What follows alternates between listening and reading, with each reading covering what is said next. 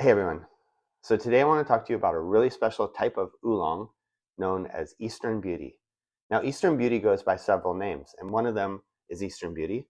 It's also called silver tip oolong in English sometimes, and baihao oolong in Chinese, or silver tip oolong or white tip oolong.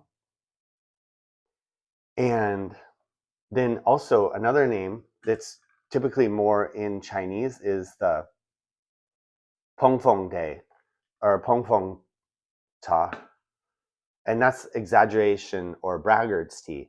Now, that's sort of a name given to it because the way that people would exaggerate the quality and talk about how good the tea is, and then also it would require or demanded a very high price. This is an older name that, basically this was a tea that people thought, well, it shouldn't be quite as expensive, I guess. So they gave it that braggart's tea name, or fluff tea. Now the tea is fluffy. Speaking of that, this is a tea that is not tightly rolled. It's processed in a way that the leaves are kind of like curled slightly twisted, but not anything like as much as like the Wenshan Baozhong from northern Taiwan, the green oolong we talked about. But it's more like slightly curled, slightly looks a little, depending. I mean, it is rolled a little bit, but barely compared to like a tightly rolled oolong. Typically, it's a summer harvest tea, so that's kind of rare with oolongs. I mean, generally people will process a summer harvest tea in their tea garden, but it's not a tea that's highly sought after. It's just it tends to be more astringent. The tea grows quicker in the summer, and therefore it tends to be slightly more bitter, and the leaf tends to be slightly thinner. But with the Eastern Beauty, what happens when you have a summer harvest is that that's considered ideal. And the reason being because Eastern Beauty gets a very special flavor from a pest. Now, Eastern Beauty is a type of oolong that we refer to as bug bitten tea. Now, what does that mean? And why would you want a bug bitten tea? Well, when these little pests, known as the green leafhopper or the jassid, when they bite the tea plant, it stresses the plant out. The plant undergoes a metabolic chain reaction, and as a result, it's a self-defense mechanism. It attracts a certain spider that sets up residence in the tea plant, and therefore deters these pests, the green leafhopper, from biting the plant more. And so these spiders just are happy. The tea is happy. And we are especially happy because I'll tell you what is another result of that bug bite. It is an increased level of terpenes released from the tea plant, and those terpenes result in a very special honey-like flavor that is delicate but textural, soothing. It coats the mouth, and that is why, again, the textural aroma and the coating mouthfeel of this tea specifically is one of the best gateway teas for a wine connoisseur. If you know someone that loves high quality wine, they are going to love Eastern Beauty Oolong. So that's something we found here in the shop, but also just generally, the characteristics are transferable. You can use your wine palate, you can use everything you've learned about tasting and smelling and learning about wine, and you can transfer that directly to tea. Tea is just as complex, if not more, and it has a really wide array of aroma, flavor, mouthfeel that are to be enjoyed and really make you feel good as well. Now, another fun fact about Eastern Beauty as a category, and I haven't done any scientific research on this, but generally the consensus is that the level of L-theanine in a tea like this is pretty high, higher than other oolongs. And this is just from my own physical sort of sensation of the tea, and also other customers and other friends have tried these teas and had similar results, where the L-theanine helps you feel calm. It's an amino acid that the tea plant produces naturally, and it is in a higher level in the Eastern Beauty. Now, this is, again, no scientific evidence on my part, but I actually should probably look this up and tell you guys if this is true or not. This is just my own perceived effect of the tea. Some of the other fun things about Eastern Beauty is that because those pests are considered beneficial, then this tea is often grown organically. It's also hand-picked. It's also picking just the very small growth needle and the sort of very delicate part of the plant. And so it's hand-picked. I'm going to show you this leaf here. If you can see that little pointy part is the needle, and this is just how big this leaf, this part that they pick is. So if you can imagine how much you would have to pick to get a pound of tea, if this is what you're picking, it's pretty incredible. So that there is reason to have a higher price. It's more labor intensive to produce.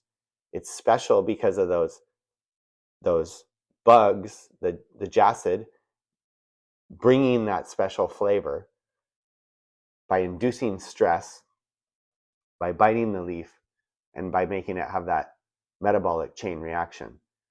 This Eastern Beauty is typically a summer harvest, but of late, we've seen several batches that are winter or different season harvests. And that might be due to climate change.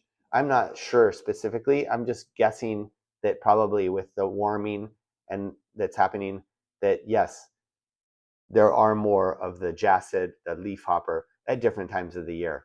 So this batch in particular is a winter harvest, and it is exceptional. There's kind of one of the fun things about this batch particularly is the aftertaste is so long lasting, and it's just a cool minty almost, but not minty flavor, but just that sensation of a minty kind of coolness kind of residing in the mouth. It's just beautiful.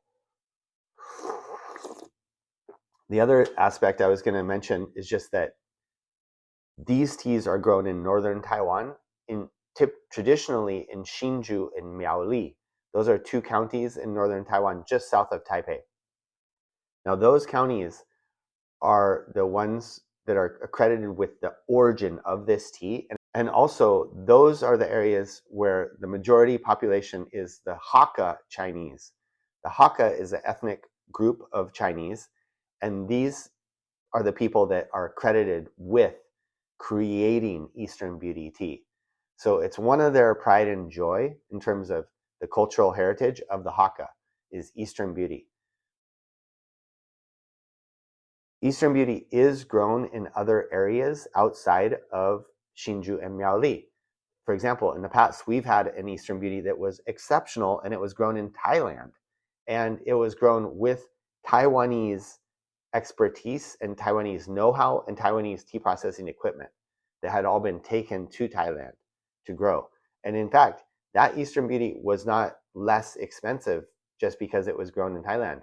The quality of that tea was so high that it demanded as an equally or quite close to a high price as those grown in Taiwan. Then other areas of Taiwan also are growing Eastern Beauty style oolongs, and they are typically a little less expensive because they are less known.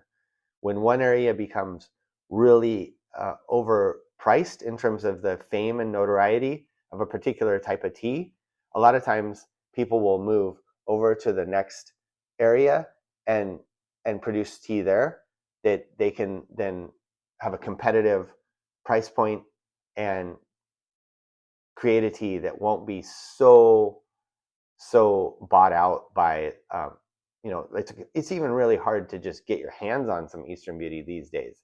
I mean, this is a super popular tea. Is that it is processed more similar to a black tea in that the oxidation level is more like 60-70%, and sometimes even 80%. So it does go more towards the chocolatey and the more rich color. Now, as you can see from this one here, it's only slightly red, pretty gold, a little amber, but this isn't a super highly oxidized one. But you can have Eastern Beauties that will verge more towards a black tea color, and they'll have that honey note, and special characteristic of the Eastern Beauty definitely is the honey. So check it out. Check out some Eastern Beauty. There's a lot of really great tea vendors where you can get that amazing tea. And I definitely encourage you to try Eastern Beauty Oolong when you get the chance. Oh, got to tell you guys one more thing. Brewing Eastern Beauty. Now, when we brew this tea, we want to use a slightly lower temperature. What does that mean?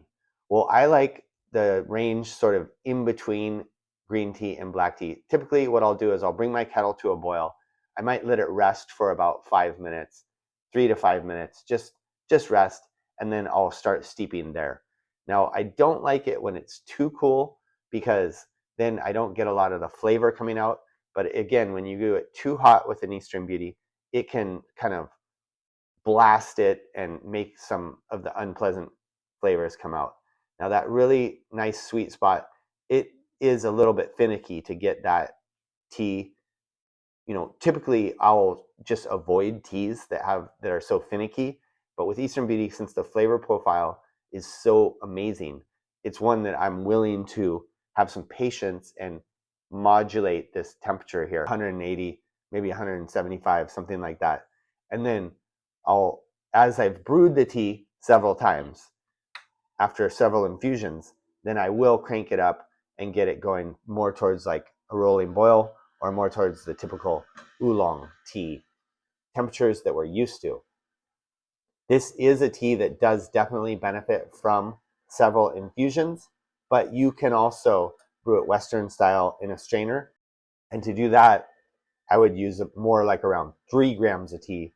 This here, I'm using 5 grams of tea, but generally I won't weigh it. I just wanted to do a comparison, which I did in another video that didn't turn out quite like I wanted. So I'm just going forward with telling you that this 5 grams of tea is about like this much volume, whereas a tightly rolled oolong is just going to be about a heaping teaspoon. Okay, and so it takes up more volume.